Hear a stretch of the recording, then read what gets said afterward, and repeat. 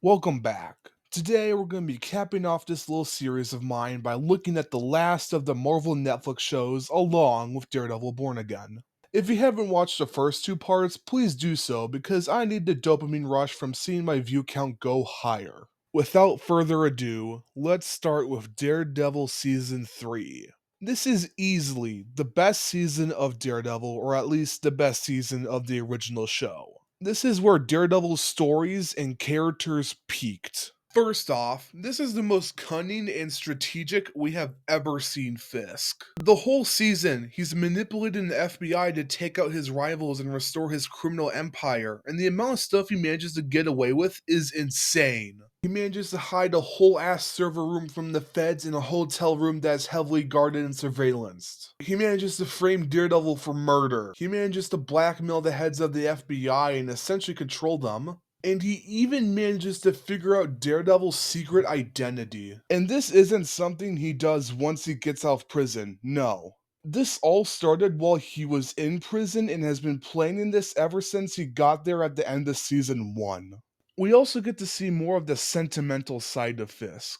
The whole reason he's helping the FBI in the first place is so his wife Vanessa can get cleared of her crimes and not be sent to prison. There's multiple points in the season where he stops himself from doing something for the sake of Vanessa. For example, when someone stabs him in prison, he holds back smashing his head in with a weight. But even then, he uses this to convince everyone that he's changed and to further manipulate them, like he does with FBI agent Ben Poindexter. I really liked Poindexter as a villain. The show does a good job of showing how threatening he is and his descent into insanity. Some of my favorite ways the show portrays how goddamn crazy he is include burning all of his therapist recordings, Primal Yell, bringing a dead frozen body with him on missions, and by having all the audio fade out and be replaced with discordant music. And all the action sequences with him are really fun due to Dex's innate ability to turn the least aerodynamic object in the world into a lethal projectile. Even as a kid, he managed to throw a baseball with enough force to kill his coach. While on the subject of Poindexter, I want to take a minute to talk about how stupid Julie is. Julie is the woman Dex constantly stalks because he's a creep and the person Fisk uses to get Poindexter on his side. Dex accidentally lets it slip to Julie that he's stalking her. Instead of, having him arrested or avoiding him, she decides to stay with him and try and help him. In response to this, Fisk has her killed so he can further control Poindexter and make him reliant on him. All of this could have been avoided if this woman wasn't a dumbass. Now for the main man without fear himself, Daredevil's arc this season was just perfect. Ever since the events of the Defenders, Matt has been slowly recovering from having an entire building fall on him. Once he's up and at it, he decides to let everyone think he's dead and stop being Matt Murdock and focus solely on being Daredevil. He becomes more violent, more angsty, and cuts everyone out of his life, straight up telling Foggy Nelson to piss off. And once he learns of Fisk and the FBI, he starts planning to kill him. He says he's doing this so he can protect him and others from being hurt and to get rid of the threat of Fisk once and for all. Going as far as hallucinating Fisk, urging him on to kill him. But when faced with the decision of letting his friends die in exchange for finally getting the chance to kill Fisk after so much work to infiltrate his penthouse, he chooses to stop camping and save his friends. He realizes that all the things he tried to cut out of his life are the things that he needs to stop Fisk. Through his friends and lawyer skills as Matt Murdock, he manages to expose Fisk's criminal activities. And when he finally comes face to face with Fisk, he doesn't kill him. Not for any moral reasons, but because that's just not the person Matt is. Proudly proclaiming that he's not a killer and nothing will ever change that in a scene that has some of the best acting from Charlie Cox I've ever seen. But before we wrap things up, I just want to take a quick sec to talk about how casual Matt is while sneaking around. Due to his powers of enhanced senses, he knows where all enemies are at all times, which allows him to just effortlessly walk past all of them. It may be a small detail, but I thought it was cool and funny, so I decided to talk about it. Overall, I give Daredevil Season 3 a 9 out of 10. Everything from the action to the story to the characters was just perfect and easily my favorite out of the original show. Next up, we'll be looking at The Punisher Season 2. While I found the first season of The Punisher to be alright, I thought this season was worse, and that stems from how unfocused I think the story is this time around. The plot is that Frank has to deal with the return of Billy Russo, who has recovered from his injuries from last season and is now causing a ruckus around town, all the while protecting a young girl named Amy Bendix from some assassins. And the handling of these two storylines felt unbalanced. It's not like there is an A plot and then a B plot, or two semi-connected plots that intertwine with one another to produce one big plot. It felt like two completely different plots that are fighting for attention and neither of them are winning. There would be multiple points while watching this where I'd get really invested in one side of the plot only for the show to go back to the other half and for me to go, oh yeah, that's still happening. But how are these individual plots? Starting with Russo, ever since that fateful night where Frank bashed his head into a mirror like 27 times, Billy's face and mind are absolutely wrecked, and over the course of the season, he slowly regains his memories and eventually starts a gang to get revenge on Frank. Long gone are the days where Russo had some sort of suaveness or respect. And now he's just a vengeful psychopath. He's paranoid, constantly having violent episodes, doesn't know who the hell he is, and honestly, that's for the best. I liked Russo a lot more as a villain this time around. It was pretty interesting to see him trying to manage this big old criminal organization while dealing with his brain damage, PTSD, and vendetta against Frank.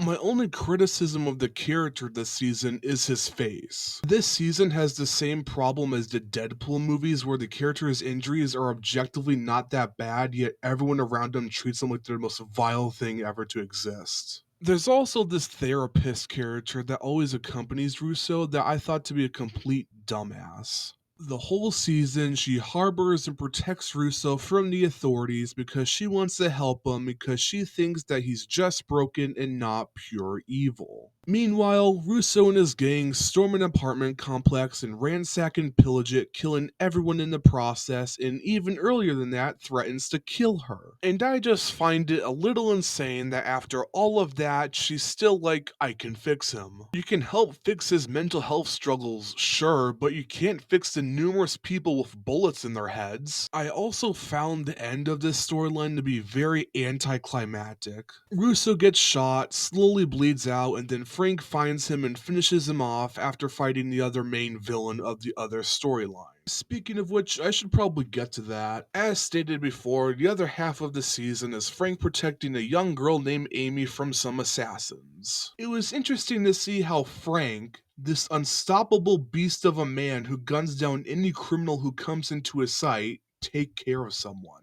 Sure, Frank may get real upsetty spaghetti when she tries to try out a self-defense move on him after a bad day of slaughtering bad guys, but you often forget that Frank was once a family man before he racked up his infinity kill count. There's a portion of the season where Russo tricks Frank into thinking he killed a bunch of innocent bystanders while he was trying to take Russo down. He starts to contemplate whether being the Punisher is worth it, especially considering how it's affecting those around him. But if Frank is anything, he's a creature of habit, and once he learns he was set up, he continues his path of vengeance, deciding that being the Punisher is his burden to bear. And as for Amy, yeah, I thought she was alright. She helps give Frank a moral compass of sorts and convinces him to not kill absolutely everyone and bring out some good in him. Although she did do some stuff I found unlikable and dumb. She steals a credit card and freeloads. She almost shoots Curtis in the head with a shotgun. Perhaps the biggest offender is when the assassin catches up to her and Frank, and her best idea of where to hide is in the car of the assassin. Sure, it was so she could help Frank track him down and stop him, but still. And that assassin is John Pilgrim. His whole thing is that he's trying to get this job done as quickly as possible so he can get back to his sick and dying wife. And seeing this cold, calculating, Amish, Christian-looking stereotype grow even more insane and deranged was pretty interesting. His biggest feat is that he manages to get the Guinness Book World Record of being the first evildoer Frank doesn't immediately murder in cold blood. You know, due to being able to relate to Frank with the whole family thing. And the show ends with the two of them teaming up to take down a common enemy and go their separate ways as part of Frank's aforementioned arc of accepting his duty as the Punisher. Overall, I give Punisher Season 2 a 6.5 out of 10. It takes two decent storylines and mashes them together into something just meh. Next up, we'll be looking at Jessica Jones Season 3. The majority of the season is just exploring moral ambiguity and what it means to be a hero. For example, the season opens with JJ having to take away a girl from her father despite the girl wanting to stay with him, yet the dad lost a custody battle. One of the main plot points this season is that ever since being experimented on in Season 2, Trish has been honing her powers to become the vigilante Hellcat. And the main focus of the season is dedicated to Jessica and Trish's dynamic as they reluctantly work together to catch Gregory Salinger. Salinger is up there with Kilgrave as one of the best Marvel Netflix villains. While he may not have any powers or anything, he's one of the most conniving and smartest MCU villains of all time. Always two steps ahead, you could say. Despite the fact that Jessica and or Trish can easily take him out in 10 seconds or less, he always manages to figure out a way to stay out of the law's grasp. He is very threatening, yet he knows how to put on a good face for the press. A true battle of minds, which isn't helped by Jess and Trish's infighting. Constantly arguing, stealing evidence from one another. Both of them have opposing views on the whole hero vigilante thing. Jessica has grown tired of doing this and just wants to get this done real quick her way with no one involved so she can go back to drinking 11 bottles of bourbon a day. While Trish is much more abrasive and is hell-bent on catching every criminal ever with a very black and white perspective. Despite their differences, they still do care for each other and just want to keep New York safe. There's this nice moment in one episode where the two of them just sit down and talk out the problems with their respective styles. It's nice stuff. But that doesn't last long. But first we gotta talk about Eric. Eric is Jessica Jones' love interest for the season, and he rocks. Eric's superpowers include empathic emotion detection, which allows him to sense evil and negative energy in people. Or as Jessica so eloquently puts it, he's a human asshole radar. This allows for a pretty interesting dynamic between him and Jessica because they both match each other's cynicism. His other superpower is being an absolute god at making burgers. And while that may not sound like much, this absolute bro can still make a burger that's still good cold. And even if you know next to nothing about the culinary arts, you know that's some talent right there. Back to the plot, this is where stuff gets good. Jessica and Trish manage to get enough evidence on Salinger to lock him up, but before they can do so, Salinger kills Trish's mom, Dorothy. While I didn't particularly care when this happened, the show does something I thought was interesting that got me to care more. For the majority of the show, Dorothy's just a jerk. Not just in like a Karen way, she can be genuinely abusive and manipulative at times. There's flashbacks in a few episodes that show Dorothy forcing Trish to be a breakout actor. But despite it all, the show manages to make you sympathize by talking about how, despite the fact she's a jerk and has done bad things, that doesn't make her death any easier. There's a scene where, at the funeral, Jessica is approached by various people talking about all the good Dorothy has done, further adding to the whole moral complexity of the season. Immediately after all of this happens, Trish goes to kill Salinger's secret identity be damned. Jessica stops her last second, but in doing so is faced with an ultimatum. She can either destroy the evidence of Salinger's crimes in exchange for him being silent, or have him sent to prison and have Trish's secret identity be revealed. Not wanting to lose another family member, Jess eventually chooses Trish over Salinger and gets rid of the evidence by flooding the crime lab with actual shit. Frustrated with Jessica's actions and still wanting revenge, Trish kills Salinger and begins doing the same with other criminals criminals around the city with the help of Eric. However, he quickly turns on her upon the fact that the killing of these criminals only makes his evil sensing powers act up even more. The show ends with Jessica accepting the burden of being a hero and Trish being captured and sent to prison, realizing that despite everything she did to try to be a good guy, she ultimately became the villain. It was sad to see Jessica and Trish go from partners trying to take down people like Kilgrave to this antagonistic Daredevil Punisher dynamic without it feeling out of character or forced for the sake of plot. Overall, I give Jessica Jones Season 3 an 8 out of 10. I like the dynamic between Trish and Jessica, Eric as an inclusion, Salinger as a villain, and the themes of the season that capped off the show nicely. Next up, we'll be looking at the most recent installment that revived this whole aspect of the MCU in the form of Daredevil Born Again. This show goes from absolutely insane to good to absolutely insane again. The season starts with Poindexter from the last season killing Foggy Nelson, causing him and Daredevil to get into a fight, with Poindexter just randomly killing anyone inside the bar. The fight ends with an enraged Matt having a million knives sticking out of his suit, throwing Poindexter off a building.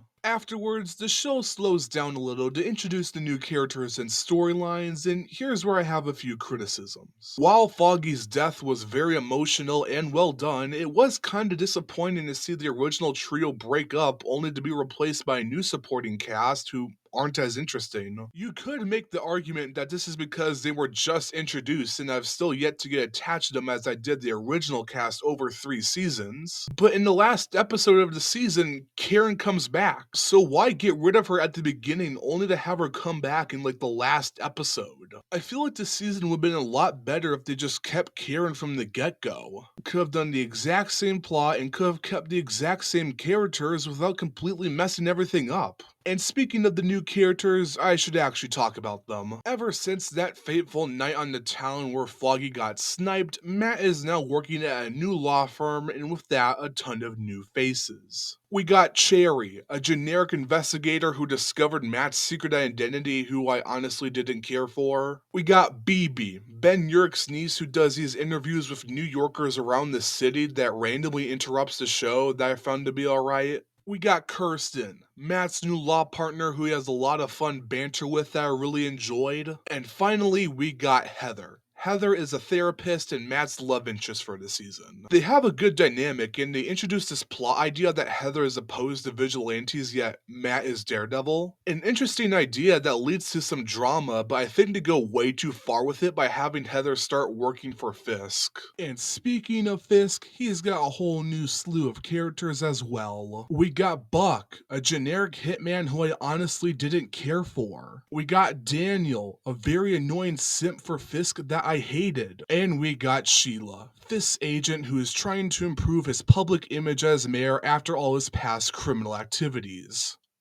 Wait, what? So in the time gap between shows, Fisk apparently got out of prison and was elected as mayor. I was very confused on how Fisk got out of prison due to, well, everything, so I looked it up on the Marvel wiki and it said, and I quote, "Due to the scandal that arose from the FBI being corrupted, Kingpin was acquitted of his crimes and involvement in the corruption, which has to be the stupidest thing I have ever heard. He's essentially being declared unguilty by being guilty. It's directly contradicting each other. In fact, there's a lot of things that are weird with the context of the original show. There's this one episode where Matt visits the Punisher and he just knows he's Daredevil? When did that happen? Did he figure it out in season 2 and I just missed it? Probably. What about Marcy? Last season, she and Foggy seemed to be in a really healthy relationship, but in the first episode of the show, Foggy is single again and is hitting on Kirsten. What happened to her? You two break up?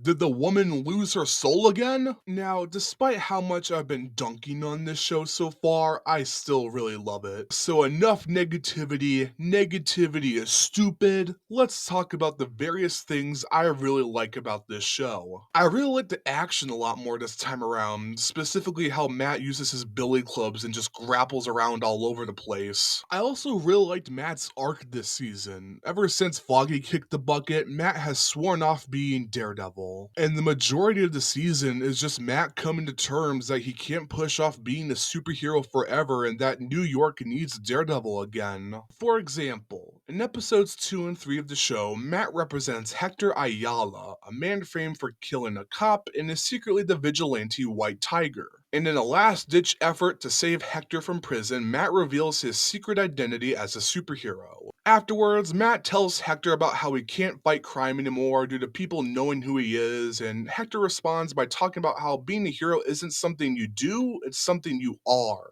no matter what. And when he's killed and his death is covered up by the police, it only further adds to Matt realizing he has to pick up the horns again. There's also this fun episode where Matt has to thwart a bank robbery in his civilian clothes without giving away his secret identity with the help of Miss Marvel's dad. It was a little random cameo choice, but I still enjoyed it nonetheless. I found a new addition to Daredevil's rogues gallery in the form of Muse very creepy. Muse is a serial killer who uses his victims' blood to paint murals around the city, and despite only being in 2 episodes before dying, he left a mark. And speaking of Rogues Gallery, Fisk is still great. What did you expect? Still calm and calculating when he needs to be, but he can also snap on a dime and throw a murderous temper tantrum. Although I have to admit, despite how good a villain he is, I'm really starting to get sick of him. He was good for a while, but now it's starting to get ridiculous how he's able to get away with everything. There's so many other villains from the comics that this show could use, like Mr. Fear, Tombstone, Gladiator, Lady Bullseye, and who can forget the all-time classic fan favorite character, Stiltman. My personal vote is that Fisk remains the villain for one more season to finish up the storyline they're currently telling, but by the time season 3 rears around, we need some fresh blood. I think a good plot for season 3 would be Fisk revealing Matt's secret identity as Daredevil to the world and him having to deal with all their ramifications. Could be a good way to introduce some new villains by having them just be random criminals out to kill Daredevil for a bounty.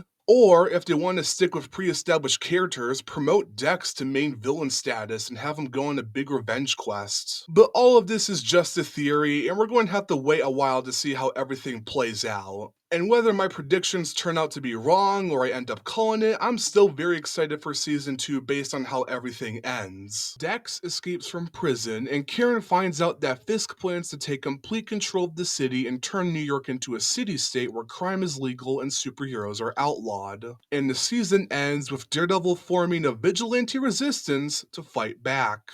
Now, despite how excited I am, I do have one question, and that's how would Fisk even get away with any of this? I get that he's blackmailing everyone to comply and that the current MCU political state is out of control, but I still feel like there'd be at least one government official to look at this and go, what the hell? Regardless, I'm going to give Daredevil Born Again Season 1 an 8 out of 10. It's a pretty solid return to this series of shows. But before I sign off, I want to ponder the question and ask, who should be next? Marvel seems pretty adamant about bringing this side of the franchise back into the spotlight, and if Daredevil can have his show brought back, why not others? I know Jessica Jones is going to be the next season of Born Again, and that Punisher has his own special presentation in the works, along with being in the next Spider-Man movie. But I don't feel like those two characters should have their shows brought back. I feel like those shows had definitive endings, and there's not really anywhere else you can take their stories. If anything, I think either Luke Cage or Iron Fist should be brought back. For Luke Cage, I would love to see the mentality of this so-called hero as he attempts to balance being the new crime boss of Harlem with being a good person. As for Iron Fist, I would like to see it dive into the history of the Iron Fist, other people have taken up the mantle, and the other immortal cities besides Kunlun.